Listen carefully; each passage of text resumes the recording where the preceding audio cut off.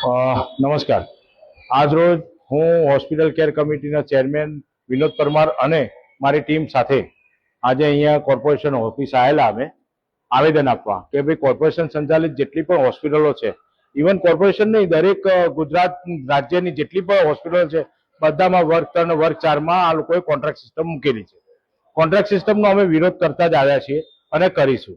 જો નીતિ વિષયકને વચ્ચે લાઈન જો સરકાર અમારી સામે એમ કહેતી હોય કે ભાઈ નીતિ વિષયકના કારણે કોન્ટ્રાક્ટ સિસ્ટમ છે તો અમે એને નકારીએ છીએ, એના માટે અમે કોર્ટે ચડવાના છીએ. પણ અત્યારે હાલ બેઝિક મુદ્દો એ છે કે કોન્ટ્રાક્ટ સિસ્ટમ આપતા છતાં પણ અમુક હોસ્પિટલોમાં શું કહેવાય સ્ટાફની બેદરકારી સામે આવી છે. હમણાં શારદાબેન હોસ્પિટલમાં રાત્રે સ્ટાફ ઊંઘતો ઝડપાયો હતો. પછી બીજી હોસ્પિટલ છે કે એમાં વારે ઘડી હડતાલો થતી રહે છે. ઘણી એવી હોસ્પિટલો છે કે જ્યાં લાલિયાવાડી ચાલતી હોય છે.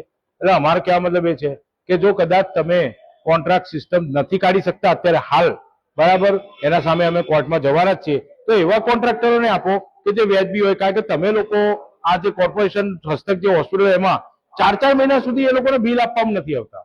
બિલ ના આપવાના કારણે જે સામાન્ય કર્મચારી છે જે પગાર ઉપર ઘર ચલાવતો એને શું પરિસ્થિતિ થાય? કોઈ કમતીતર કોન્ટ્રાક્ટર જ એ લોકોને પગાર ચૂકવી શકે, બરાબર, રેગ્યુલર પગાર આપી. અને આ લોકોની પગારની કોઈ તારીખ ફિક્સ નથી હોતી.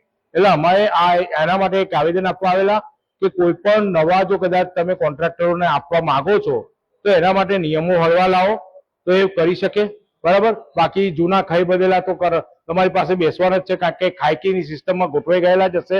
કારણ કે દર મહિને 445 કરોડ રૂપિયા તમે કોન્ટ્રાક્ટરોને નફાના ભાગ રૂપિયા આપો છો.